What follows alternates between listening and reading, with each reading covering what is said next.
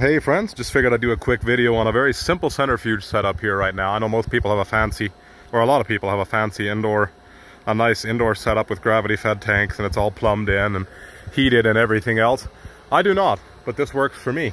Basically all I do is I've got my dirty tote and a dirty tank as well. And then of course clean tote. This is just a hose for me transferring. I've got another dirty tank over there. Those 12-volt transfer pumps work very, very well for just moving oil from one place to the next, like this one here. You can get them cheap in any hardware store. I say cheap, $100 or so maybe. 12-volt battery, cheap trickle charger. Just got a piece of rebar strapped to a hose.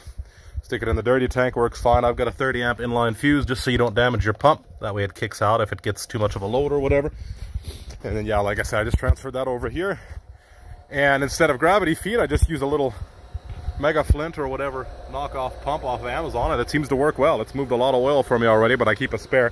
I used to use these Walbro clones, these 392 clones, but they don't hold up, and they use a lot more power. So same thing here, just another 12-volt battery, a decent little trickle charger, keep it all going. Now this is my outside, my waste tank or whatever, but my flow is so slow that I don't need to worry about it coming out, and it's just condensation, right, or steam or whatever, and I don't want all my moisture going back in that tank, so I keep it here. I'm usually close enough by. I don't leave it alone for more than 8 hours, 10 hours at a time overnight. I haven't had any issues yet, but yeah, when I empty it just back into the dirty tank there, let it settle or whatever, or into a jug. If I know it's going to be very nasty stuff coming out, I just dispose of it into a jug.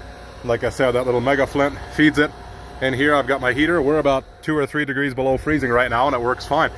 If even the oil out of the tanks or whatever, it all flows just fine still. I use mostly canola oil, so I mean, depending on what you're using, it might be different. But anyway, I've got a little 2000 watt, I think it is 2000 or 1500. I've got both. I've got another one in the garage hooked up, 110. Same with my little light. I've just got a bar light plugged in here.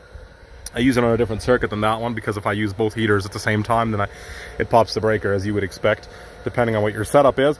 But yeah, I don't really normally even have to use this. I just, more or less, if I all of a sudden have to, or I feel like I'm not getting much flow, I'll hang it in the tank. You want to be careful with the plastic tanks, of course, because you can melt a hole in there. If you've got it hanging in a way that it's not going to drop to the bottom, all of a sudden you're good. I do that sometimes, even in this tank or whatever. But yeah, this seems to work fine. My production rate is decent, so it sucks it out of my dirty tank. This hose here, I've got a bolt on the end of that, sucks it out of there, sucks it up around through this Mega Flint pump here. And then that thing's just hammering away, doesn't use much power at all. My production rate is decent. I'm not sure exactly how much, a couple gallons an hour, a few gallons an hour maybe.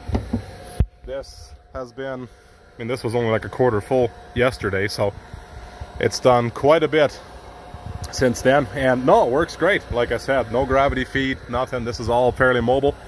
This is a 6K unit, an extreme unit from, I ordered from Chris Hall off of WVO Designs. He's a dealer for them.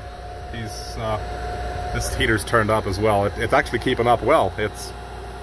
I've got it up at 250 and it's keeping up well. But yeah, you can find him on Not So Grand Garage, or he's on the forums as well. But yeah, I just got it sitting here. This roof is just held in by some screws over just underneath this to lock it in on either corner. I can take them out and pull the whole roof off in very short order. And yeah, I think I've covered everything. Not much to it. Like I said, basically I suck it out of the dirty tank into the clean tank, and then from there I centrifuge it again into the main tank, so it gets fused twice. This is plenty clean enough. You don't get much out of it the first pass if you're running old 12 valves and stuff. But if I want to run it on my newer trucks, my newer Cummins, common rails and stuff, then I fuse it twice. But yeah, I think that basically covers everything. Not much to it. Of course, you let it settle for as long as you can. I just pick these jugs up at restaurants and I pour it through a spaghetti strainer into the tank. Of course, the longer you settle it, the better. I do it for usually a few months at a time.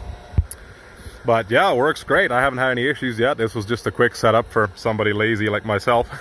Eventually, I might get a nice proper setup inside somewhere if I ever have the space. But as of right now, this works just fine. If you guys have any advice or tips, please let me know. I'd love to learn. And hopefully this video helps somebody. If you have any questions, ask. And as always, may God bless you.